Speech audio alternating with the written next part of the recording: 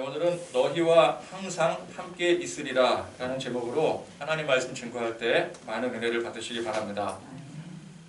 인생이 참 아이러니합니다. 모든 사람들에게 있어서 인생은 참 소중하고 귀한 것입니다. 세상에 귀하지 않은 생명이 어디 있겠습니까? 한낱 미물도 생명은 소중하고 귀한 것입니다. 그런데 이 소중하고 귀한 인생의 끝이 무엇이냐라는 거예요. 세상 그 누구도 피해갈 수 없는 숙명, 그것은 바로 죽음인 것입니다. 결국 모든 소중한 인생은 하나 예외 없이 죽음으로 끝나버리게 됩니다. 여러분, 세상의 가장 큰 고통과 절망이 무엇입니까? 뭐겠어요? 죽음이죠. 죽음은 모든 게 다 끝나는 거예요. 죽음이란 그런 거예요. 아무리 힘든 일이 있어도 사람만 있으면, 그래도 사람만 있으면 어떻게든 될 수 있는 것 아니겠습니까? 신라 같은 희망이라도 살아 있어야 되는 거예요. 그러나 죽으면 모든 게 다 끝납니다. 신라 같은 희망이라도 그냥 죽음으로 다 끝나고 마는 거예요. 공들여 쌓아왔던 어떤 관계, 또 축적했던 많은 재물들, 명예, 그 모든 것이 다 끝나는 것입니다. 세상의 가장 큰 불행이 사실은 죽음이에요. 죽으면 모든 것이 다 도로 돌아갑니다. 죽음의 의미가 그래요. 그래서 인생이 그렇게 소중하고 귀하면서도 아이러니하게도 모든 인생이 결국은 가장 큰 불행의 멸망으로 향하고 있다는 것입니다. 그래서 사실 인간의 삶 그 자체가 저주입니다. 왜 그렇게 되었습니까? 이유가 무엇입니까? 죄 때문입니다. 죄 때문에 모든 사람들은 필연적인 저주를 안고 살아가는 것입니다. 자, 그런데 이 죄의 저주를 우리 예수님께서 십자가의 보혈로 다 풀어내 주셨습니다.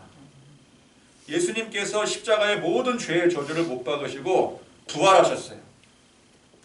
예수님은 죄가 없으신데 우리를 대신해서 우리의 모든 죄를 십자가에 지시고 부활하신 것입니다. 그래서 예수님의 십자가와 부활의 이 사실을 믿는 우리도 모든 죄의 저주를 십자가에 못 박고, 내가 못 박은 게 아니라 우리 예수님이 대신 못 박아주신 거예요. 그리고 예수님이 부활하셨듯이 우리도 새 생명으로 부활한 것입니다. 아멘. 원래 죽음이라는 것은 끝입니다. 죽음은 아무것도 없어요. 그러나 그 죽음을 산 소망으로, 산 생명으로 바꿔주신 것입니다. 아멘. 그래서 하나님 믿고 예수 십자가를 영접하면 더 이상 죄의 끔찍한 저주받은 인생이 아닙니다. 더 이상 죽음을 두려워할 필요가 없습니다. 물론 우리에게도 동일하게 죽음은 다가옵니다. 그러나 그것이 끝이 아니라는 거예요. 불행을 향해 불나방처럼 달려나가는 존재가 아니라 영원한 참 행복을 향해 달려가는 존재가 된 것입니다. 그래서 예수 믿고 저 영원한 천국을 소망하며 사는 사람은 비로소 주어진 인생이 소중하고 귀한 것이죠. 아멘. 소망이 있는 거예요. 예수님의 십자가의 희생과 부활이 우리의 인생을 비로소 값지고 귀하게 만들어주신 것입니다. 그래서 여러분, 이 십자가의 관점에서 볼 때 불쌍하고 또 어리석은 사람들이 어떤 사람들이겠습니까? 결국 죄의 문제 때문에 우리가 이렇게 된 거잖아요. 이 죄의 해결을 받지 못해서 여전히 그걸 모르고 불행을 향해 끝간데 없이 달려나가는 사람들이 참으로 불행하고 불쌍하고 또 어리석은 사람들이겠죠. 여러분, 세상을 아무리 의미 있고 행복하게 살려고 노력한들 그 끝에는 절망과 좌절과 저주뿐인 것입니다. 그걸 안다면 심각하게 고민을 해서 야, 이 인생이 이게 뭐냐, 이렇게 아무리 살려고 아둥바둥 노력하고 살아도 죽으면 다 끝나는 건데 아무 소용없는 건데 이게 인생인가?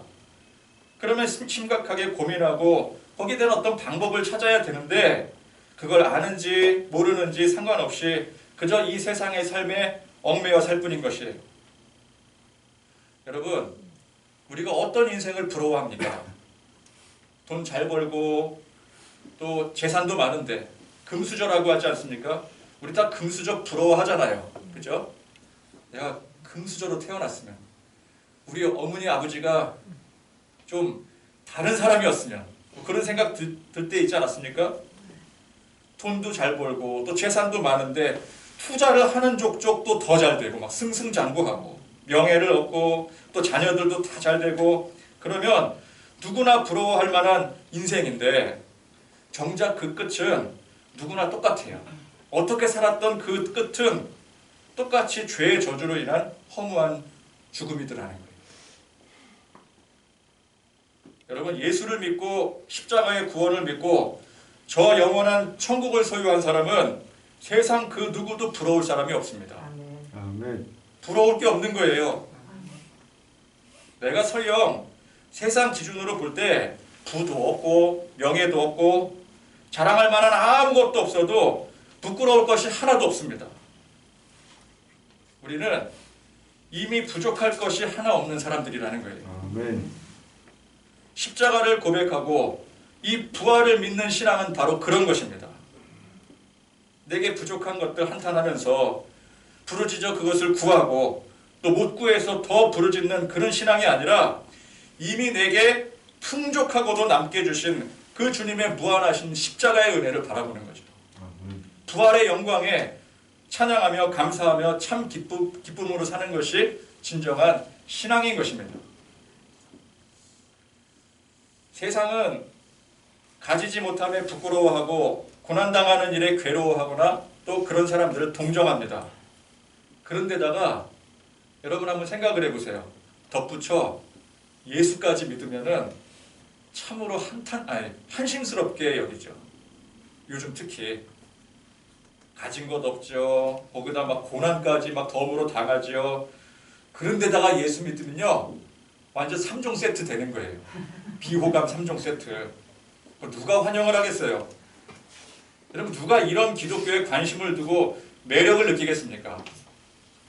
사람들 눈치가 그래요. 야, 저 사람은 참 삶이 안 풀린다. 불쌍하다. 딱하다. 근데 예수까지 믿어. 딱 이런 분위기예요 지금. 여러분 그런데 진짜 보물을 모르니 이거 어떻게 하겠습니까? 복음서에 나오는 비유 중에 어떤 소장농이 밭을 열심히 일구다가 어마어마한 가치의 보물이 묻힌 것을 발견했어요. 그가 이 보물을 소유할 방법은 그 땅을 사는 것밖에 없었습니다. 그때는 그랬대요. 그러나 돈이 어디 있다고 소장농인데 그 땅을 살 수가 있겠습니까? 그래서 자기 집을 팔고 집안 물건들까지 싹 다 정리를 하고 그래도 돈이 부족해서 여기저기서 빌려와서 겨우 그 밭을 샀습니다. 사긴 샀어요. 그럼 어떻게 하겠습니까? 땅밖에 없는데 진짜 어떻게 살 거예요? 사람들이 미쳤다고 했습니다. 아니 그 땅이 도대체 뭐라고?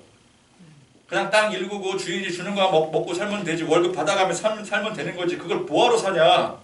거기다가 뭐 집 지을래? 뭐 할래? 뭔 돈이 있어가지고 돈은 어떻게 갚을래?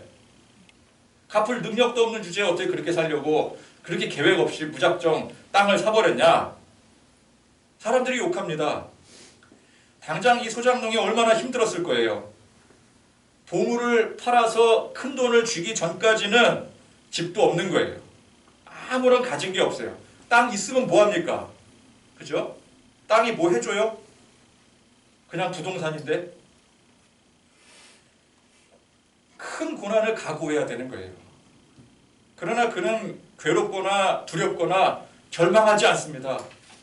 당장 굶어야 되고 거적대기 덥고 비 맞으면서도 좋았을 거예요. 사람들은 미쳤다고 하겠지만 그는 그런 것과는 비교할 수 없는 더 큰 것에 훨씬 더 큰 것에 대한 확실한 소망이 있었기 때문에 얼마든지 기쁨으로 감내할 수 있는 것입니다. 여러분 그 소장농의 입장이라면 어떻게 하시겠습니까?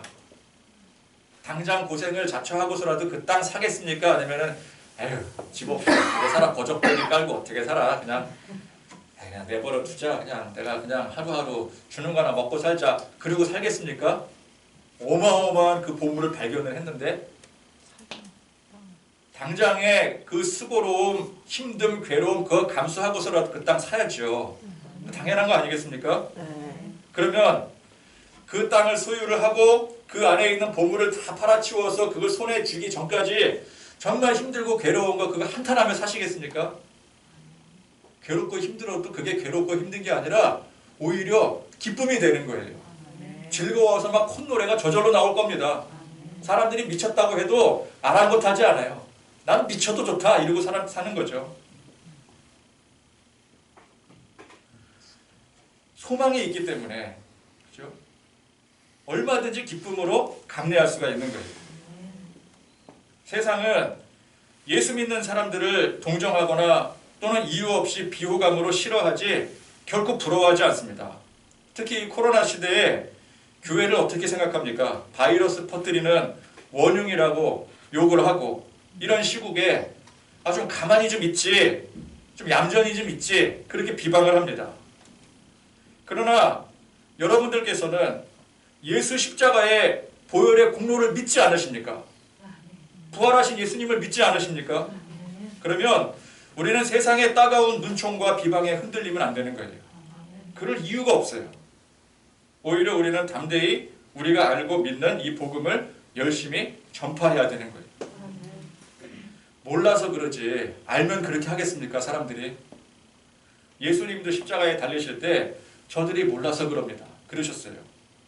그래서 모르는 것을 알려주기 위해서라도 열심히 전해야 되는 것이죠. 아멘.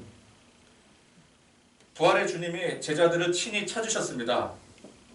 아직 이 제자들은 이 부활의 의미를 몰랐어요. 부활의 의미도 모르는데 십자가의 의미들 알겠습니까? 아무것도 모릅니다. 제자들은 그래서 불안과 공포에 떨고 있습니다. 특히 누가 더 그랬을까요? 누구겠어요? 베드로죠. 전적이 있잖아요. 전적이. 그는 예수님을 뵐 면목이 없어요. 제일 앞장서서 예수님 지켜드리겠다고 봉헌했던 그가 제일 앞장서서 도망쳤습니다. 3번이나 부인하고. 그래서 베드로를 위시한 제자들이 예수님께서 부활하셨다는 소식 들었거든요. 들었는데도 한 사람도 예수님을 찾질 않았어요. 보기 싫어서 안 찾은 게 아니에요. 감히 될 낯이 없는 거예요. 그런 제자들을 예수님께서 친히 찾아오셨어요. 항상 이런 식입니다. 원래 제자들이 예수님을 찾아가야죠. 예수님을 끝까지 지키고 무덤도 그 여자들이 아니라 제자들이 지켜야죠. 남녀 구분을 하자는 게 아니라 제일 먼저 앞장서서 예수님을 따랐던 사람들 아니겠습니까? 수제자들 아니겠어요? 그럼 무덤도 제자들이 지켜야지 누가 지킵니까? 그래서 부활의 사실도 이 제자들이 제일 먼저 알았어야죠. 그러나 항상 예수님이 먼저 찾아오셔요. 메시아로 세상에 오신 것도 예수님 스스로 오셨고 각자 생업에 종사하던 제자들도 예수님이 찾아가서 각자 찾아다니시면서 먼저 부르시고 만나주셨어요. 십자가에 돌아가시고 부활하시기까지도 여전히 예수님이 직접 하나하나 찾아 만나주시고 위로까지 해주십니다. 이 주객이 완전히 전도가 된 거죠.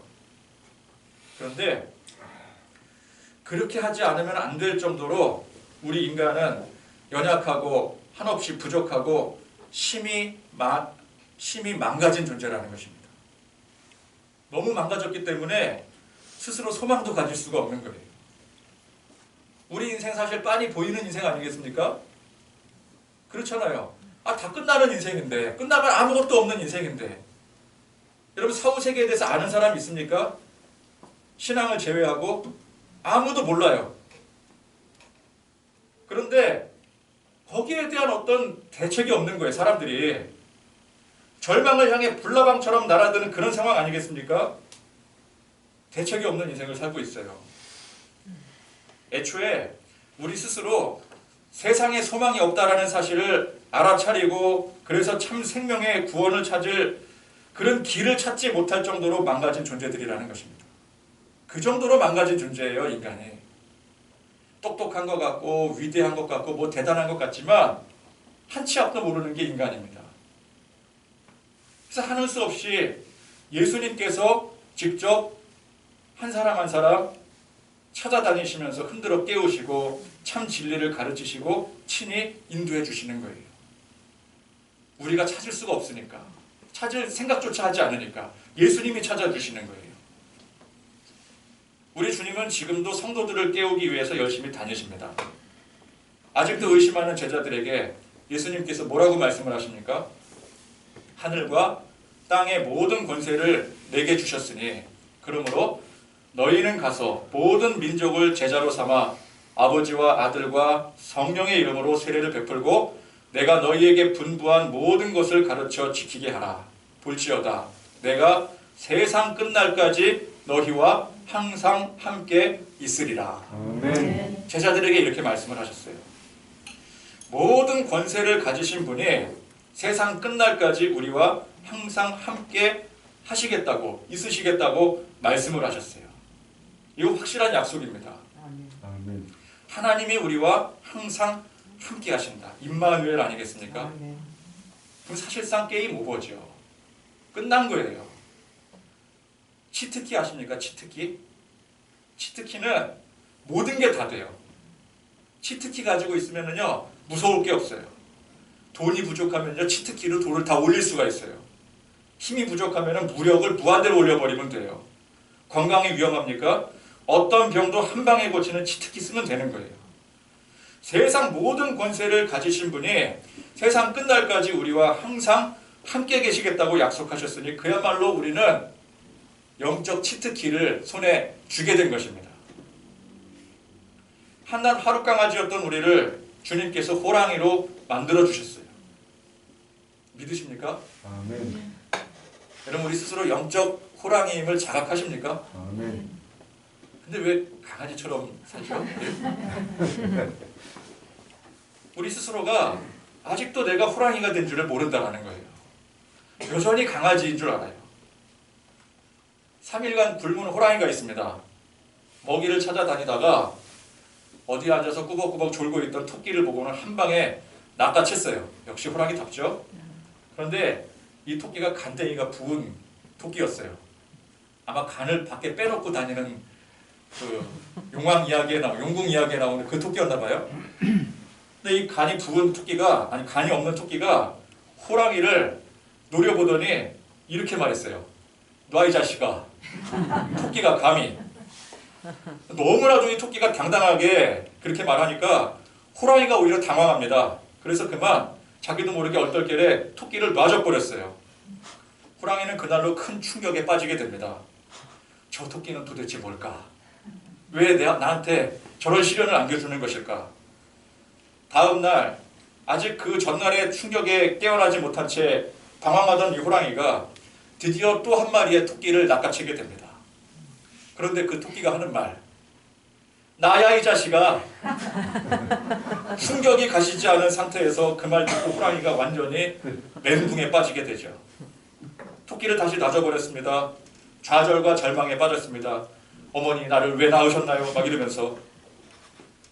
그러나 이제 다시는 내가 그런 실수를 하지 않으리라 마음을 다잡고 나는 호랑이다. 나는 호랑이다. 네, 그렇게 다짐을 합니다. 다음 날 멘탈을 가까스로 부여잡고 또 토끼 한 마리를 사냥을 했어요. 낚아챘어요. 분명히 확인하고 또 확인했습니다. 그 토끼가 아니었어요. 그런데 이 호랑이는 그 토끼가 한 말에 쇼크를 받고 그만 죽어버리고 맙니다. 뭐라 그랬게요? 소문 다 났다 이 자식아.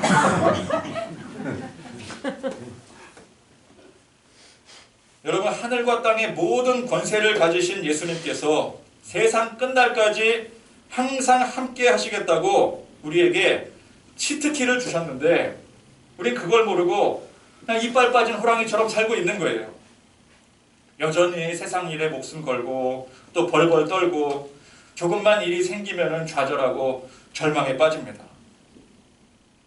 여러분 성도는 영적 호랑이입니다. 호랑이는 원래 정글에 나타나면은 그 앞에 모든 존재들이 벌벌 떨고 무릎을 꿇어야 되는 거예요. 그게 호랑이입니다. 우리가 분명 정글의 왕, 호랑이인데 그 호랑이로서의 자존감이 형편없이 다 무너져 버렸더라는 거예요. 그래서 토끼 한 마리 앞에서도 망신당하고 죽어버리는 그런 허무한 존재들이 되어버리고 말았습니다. 여러분 그렇게 살았다면은 이제부터는 그러지 마시기 바랍니다. 여러분 호랑이 망신시키고 살지 마시길 바래요. 하나님께서 욥을 자랑하시지 않았습니까? 야 볼래? 우리 욥이 이런 사람이야. 내가 욥을 이렇게 키웠어. 이게 내 자식이야. 그런데 만약에 욥이 하나님의 그 자랑이 무색하게 막 시련에 막 좌절하고 절망하고 두려워 떨고 망신살 뻗치고 그러고 살고 있다면은 하나님 체면이 어떻겠습니까? 열심히 사명 감당하라고 우리 성도로 세워주셨어요.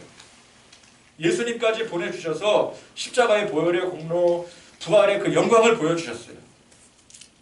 그 사명 감당하라고 세워놨더니 사명은커녕 여전히 세상에 좌절하고 짓눌리고 전전긍긍하고 그렇게 살고 있으면 예수님의 십자가 희생과 부활이 무색해지는 거예요.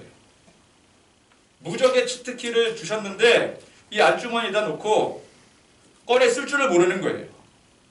이게 뭔지도 모르는 거예요. 이게 뭐가 있는데 이게 뭐야 도대체 이러고 있는 거예요. 여러분 우리는 십자가의 고난에 동참하고 부활의 영광을 찬양합니다. 그러면 그렇게 고백한 대로 주님이 우리에게 주신 명령에 따라서 열심히 사명 감당하는 성도들이 되어야 됩니다. 아멘. 세상이 우리를 힘들게 하는 게 아니라 우리가 세상을 힘들게 만들어야 되는 거예요. 세상이 교회를 향해서 야 좀 조용히 좀 있을래? 죽을래? 이러는 게 아니라 우리가 세상을 향해서 너네들 믿을래? 아니면 죽을래? 이래야 되는 거예요. 죽느냐 사느냐 그것이 문제 아니겠습니까? 믿으면 사는 거고 안 믿으면 죽는 거예요. 그죠? 근데 반대로 세상이 우리를 향해 죽을래 살래 이러고 있어요. 여러분 우리의 고백과 또 찬양과 기도가 말로만 하는 데서 끝나면 안 됩니다. 찬양할 때 막 눈물 펑펑 흘려가면서 손을 높여 찬양하고 또 부르짖어 기도하고 말씀 들을 때 목청껏 아멘을 아무리 부르짖어도 여러분 우리 각자의 삶 속에 여전히 이빨 빠진 호랑이로 토끼 한 마리 앞에서도 벌벌 떠는 그런 모습으로 살아간다면 그가 아무 소용이 없는 거예요. 여러분 주님이 내 죄를 대신해서 십자가의 희생으로서 완전히 못 박으셨음을 확실하게 고백하시기를 바랍니다. 아멘. 더 이상 이 죄의 문제가 우리의 족쇄가 되지 않음을 믿음으로 고백하실 수 있기를 바랍니다. 아멘.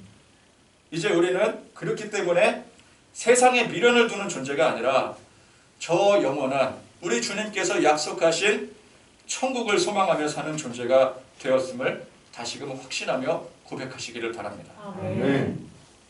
여러분 우리가 이 땅에서 아무리 오래 살아봤자 100년 살기 힘들어요. 그죠? 100세 시대라고 하지만 아무나 100세 사는 게 아닙니다. 그죠? 100년도 채 못 살아요. 근데 옛날에 창세기 어르신들은 900세까지 살면서도 세상에 미련 두지 않고 천국의 소망을 꿈꾸고 살았더라는 거예요. 이제 우리는 세상에 미련 두지 않으니 두려울 것도 없고 또 걱정 근심할 것도 없다라고 하는 그런 확실한 믿음을 가지고 진짜 걱정 근심이 없는 건 아니잖아요. 여러분 각자 삶에 여러 가지 많은 문제들이 있죠. 그러나 그 문제보다 훨씬 큰 소망을 꿈꾸며 그냥 꿈만 꾸는 것이 아니라 그것을 소유하며 살아가는 존재이기 때문에 밭에 감추인 그 보화를 이미 내 소유로 품고 살아가는 존재이기 때문에 여러분 그렇게 믿음으로 우리의 각자의 삶을 도전해 나가시기를 바랍니다. 아멘. 우린 다 부족하고 연약한 모습들이죠. 오죽했으면 우리 예수님께서 제자들을 친히 찾아다니셨겠습니까? 그런데 그랬던 제자들에게 믿음이 들어가기 시작해요. 성령이 충만해져요. 그랬더니 이전과는 완전히 다른 모습으로 거듭나더라는 것입니다. 오합지졸에 두려움에 떨던 그런 사람들, 도망치는 사람들이 아니라 주님이 말씀하신 대로 순종하여 열심히 사명 감당하는 사람들이 되었습니다. 여러분, 내가 나를 생각하건대 나를 바라보건대 아무런 소망이 없죠. 그죠? 여러분 각자 한번 손을 가슴에 얹고 한번 생각을 해보세요. 내가 얼마나 대단한 사람인지 주님 앞에 세상적으로 볼 때는 나 괜찮은 사람이야 그렇게 생각할지 모르겠지만 우리 하나님 앞에 우리 주님 앞에 나 자신을 돌이켜볼 때 얼마나 부족하고 연약한 존재입니까? 그죠? 내가 뭐라고 이 험한 세상에서 좌절하지 않고 절망하지 않고 담대할 수 있겠습니까? 나 자신을 돌이켜보면은 이건 호랑이가 아니라 토끼예요, 토끼. 내가 뭐라고 세상 일에 좌절하지 않을 수 있겠어요? 절망하지 않을 수 있겠어요? 그걸 어떻게 자신해요? 아무리 아멘 아멘 하지만 나를 놓고 볼 때는 그거 자신할 수 없는 거예요. 그렇게 할 수가 없는 거예요. 그러나 내 안에 계신 성령님을 바라보시길 바랍니다. 아멘. 내 안에 계신 성령님, 나를 지키시고 세상 끝날까지 항상 함께 하신다라고 약속하셨던 그 주님을 바라보면은 여기에 바로 소망이 있는 거예요. 나를 보는 게 아니라 내 안에 계신 성령님, 주님의 약속을 보는 거죠. 그 약속을 붙드는 거죠. 겉모습은 토끼인데 속은 호랑이가 된 거예요. 이 이야기 속에 이 잡힌 토끼가 사실은 은혜 받은 토끼였던 거예요. 그렇죠? 얼마나 당당합니까? 호랑이 앞에서도. 이건 은혜가 아니고선 설명할 수 없는 거죠. 호랑이 앞에서도 기죽지 않고 담대하게 외치는 그 모습이 영락없이 은혜 받은 성도의 모습 아니겠습니까? 반면에 그 호랑이는 어떤 모습입니까? 겉으로는 호랑이에요. 입술로는 맨날 뭐 찬양하고 막 영광 돌린다 그러고 막 주님의 이름 부르짖는다 그러고 막 교회 안에서는 막 목소리 막 뻥뻥 내지르고 실제로는 믿음이 하나도 없어요. 세상에 나가면 주눅들어 살고 있어요. 겉은 호랑이지만 그 내면은 오히려 개가 토끼였던 거예요. 부활의 주님은 아직도 제자들이 연약하고 부족하지만 그럼에도 불구하고 오늘 말씀해 보니까 거룩한 사명을 맡겨주셨습니다. 이제 그럴 때가 되었기 때문에 그래요. 근데 여러분 보세요. 이 그럴 때라는 게 사람의 기준이 아니라는 것입니다. 우리가 생각할 때 야, 내가 좀 더 강해져야 되고 또 더 단단해져야 되고 또 형편도 더 나아져야 되고 믿음도 더 강해져야지. 그래야 사명 감당할 수 있지. 좀 더 준비가 돼야지. 지금 내 모습 가지고는 안 되지. 우리 그렇게 생각하지 않습니까? 아직은 때가 됐지 않았다고 생각을 해요. 평생 그 생각 버릴 수 없을 거예요. 내가 나 자신의 모습을 돌이켜보건대 언제 때가 되겠습니까? 그래서 우리는 뭘 그렇게 준비하려고 애를 많이 써요. 이것도 준비해야 되고 저것도 준비해야 되고 주님이 나를 들어 쓰시려면은 지금 이 정도 가지고는 안 되기 때문에 뭘 그렇게 많이 준비하려고 애를 씁니다. 그러나 우리 주님이 말씀하시는 때는 그 우리 기준이 아니라는 거예요. 주님의 기준입니다. 주님의 때예요. 우리는 그걸 우리 때라고 착각을 해요. 그러나 여러분 그건 대단한 착각입니다. 주님의 때예요. 주님의 때. 그걸 아셔야 돼요. 십자가를 지시고 부활하신 그 때가 바로 주님이 말씀하신 그 때인 것입니다. 아멘. 십자가를 누가 지셨습니까? 주님이 지신 거예요. 우리가 진 게 아니에요. 우리 그거 질 생각조차 하지 않았어요. 지라고 맡겨주면 도망갈 사람들이에요. 십자가는 주님이 지신 거예요. 부활은 누가 하셨어요? 십자가를 지신 주님이 부활하신 거예요. 우리가 부활한 게 아니라고요. 그 때를 말씀하고 계시는 거예요. 사람의 기준으로는, 우리의 기준으로는 아직도 오합지졸에 부족하고 나는 믿음도 없는, 그래서 아직 준비가 되지 않은 형편없는 때인데 그 때와는 아랑곳하지 않으시고 우리 주님은 사명을 맡기고 감당시켜도 될 때라고 판단을 하시는 거예요. 아멘. 무엇을 보시고요? 우리를 보시고요? 아니요. 우리 보지 않으세요. 예수 십자가의 사건과 부활의 사건, 그 흔적을 보시는 거예요. 아멘. 그래서 우리 주님이 그럴 때라고 판단하시면 그게 맞는 것입니다. 모세가 자기 스스로 야, 이 정도면 준비 잘 되었지. 이 정도면 괜찮지. 이 정도면 크게 쓰임받을 만하지. 라고 판단했을 시기가 언제였습니까? 애굽의 왕자 시절 아니겠어요? 그때만큼 크게 쓰임받을 때가 어디 있겠어요? 가장 젊고 왕성하고 혈기왕성하고 또 능력도 있고 권세도 있고. 그러나 하나님은 아직 때가 아니라고 말씀하시는 거예요. 그래서 그를 어디로 보내세요? 광야로 보내십니다. 광야. 모세가 이제 나이 80이 되었습니다. 정말 자기 생각에 아무것도 할 수가 없어요. 하나님이 부르셨는데도 누가 불렀는지도 몰라요. 하나님은 뭘 말씀을 하시는데 못 알아듣겠대요. 자기는 못한대요. 형을 부르래요. 자기가 할 수 없다고, 하나도 준비되지 않았다고 여길 때 하나님은 그때가 모세가 사명 감당할 때라고 말씀하십니다. 우리의 때와 하나님의 때가 다른 거예요. 아멘. 우리의 기준과 하나님의 기준이 분명히 다른 거예요. 모세가 아무리 아니라고, 나는 준비되지 않아서 못한다고 해도 하나님이 내가 그때라고 하는데, 그죠? 하나님이 그때라고 하시니 모세가 비로소 하나님의 거룩한 사명을 감당할 수 있었던 것이었습니다. 준비된 사람이 아니었어요. 우리 기준에 준비된 사람이 아니었어요. 우리 서점에 가면 책들 많이 있지 않습니까? 준비된 사람, 비전의 사명자, 비전을 가진 꿈을 갖는 사람 다 준비되어야 된다. 다 인간의 노력들을 강조하고 있어요. 근데 우리 주님의 때는 그게 아니라는 거예요. 그거 전혀 상관이 없어요. 지금 제자들의 상태가 예수님께서 말씀하신 모든 민족을 제자로 삼아 성령의 이름으로 세례를 베풀고 가르칠 때입니까? 지금 이 제자들의 상태가 전혀 아니에요. 전혀 준비되지 않았어요. 우리가 생각할 때 그래도 이 제자들이 3년간 예수님 따라다니면서 뭔가 배운 게 있겠지, 또 뭔가 좀 달라졌겠지. 웬걸 예수님께서 십자가에 돌아가시던 때 보니까 전혀 달라진 게 없어요. 다 도망가 버렸어요. 그러면 그래도 양심의 가책이라도 느끼고 예수님이 부활하셨으면은 제자들이 알아서 나타나겠지. 안 그랬어요. 다 도망갔어요. 예수님이 부활하셨다는 소식을 듣고도 한 사람도 나타나질 않았다고요. 지금 제자들이 이런 상태예요. 전혀 준비되지 않은 상태였어요. 그렇지만 주님께서 그때가 되었다고 하셨으므로 되는 거예요. 여러분 믿으십니까? 아멘. 주님의 때예요. 우리의 준비의 때가 아니에요. 주님께서 이제 이 제자들을 향해서 나가라, 사명 감당하라 하신 때가 보니까 부활이 기점이었습니다.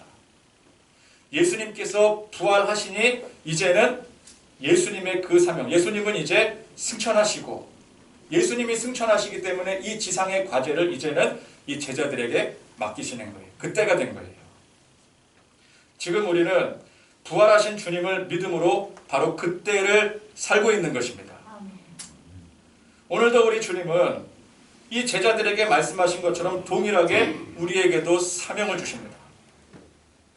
아직 우리 각자가 준비가 안 되고 아직도 부족하고 연약한 것과는 별개로 주님의 때가 되었기 때문에 성도에게 사명을 주시고 교회에 사명을 주신 거예요. 내가 아직 부족하니 더 열심히 준비해서 사명 감당하겠습니다. 이게 아니라 나는 부족하고 연약하지만 주님이 가라고 명하시면 그 말씀에 순종하겠습니다. 이게 부활신앙을 믿는 진짜 그리스도인의 모습이에요. 여러분, 주님 내가 여기 있사오니 나를 써주소서 이래야 되지, 주님 내가 여기 있지만 쟤를 써주세요 이러면 안 되는 거예요. 세상이 뭐라 해도 우리는 이미 세상 이상의 것을 가진 소유자들입니다. 우리 주님이 모든 것을 이미 우리에게 주셨어요. 그래서 사실 우리는 더 구할 게 없어요. 너무 큰 것을 이미 받았기 때문에 더 구할 게 사실은 없어요. 더 구해봤자 그 큰 것에 비하면 아무것도 아닌 것들이에요. 하나님이 우리에게 영원한 생명을 선물로 주셨습니다. 이는 우리의 행위의 노력이나 결실로 인한 것이 아니오 오직 예수 십자가의 희생으로 된 것입니다. 주님은 우리를 영적 호랑이로 만드셨습니다. 하늘과 땅의 모든 권세를 지니신 주님께서 우리와 언제나 함께 하시겠다고 약속을 하셨어요. 분명히 약속하셨어요. 또 우리가 생각하고 준비하는 때가 아니라 전적으로 주님께서 십자가 지시고 부활하신 그 때가 되었으므로 사명 감당하라고 명하신 그 뜻대로 우리도 사명자가 된 것입니다. 내가 준비가 되어서 능력이 있어서 사명 감당하는 것이 아니라 주님께서 명하시니 사명 감당할 수 있는 것이죠. 아멘. 내 방식대로 하는 것이 아니라 주님이 인도하시는 대로 하는 것입니다. 그 성령 충만이에요. 성령의 인도하심이에요. 여러분, 이 부활의 아침, 십자가의 희생과 주님의 부활하심을 믿는 신앙이 그저 여기서만 이렇게 예배 시간에만 아멘하고 고백하는 데서 끝나는 것이 아니라 아멘하고 고백은 했는데 나가면 바로 그 즉시 소멸되는 것이 아니라 진정한 여러분 각자의 믿음의 고백이 되어서 우리 각자의 삶 속에 주님의 이 권세와 능력으로 담대히 살아가는 그런 저와 여러분들이 되시기를 간절히 소망합니다. 아멘. 담대히 주님의 복음의 사명을 선포하며 감당하며 저 영원한 천국의 소망을 품고 살아가는 저와 여러분들이 되시기를 바랍니다. 아멘.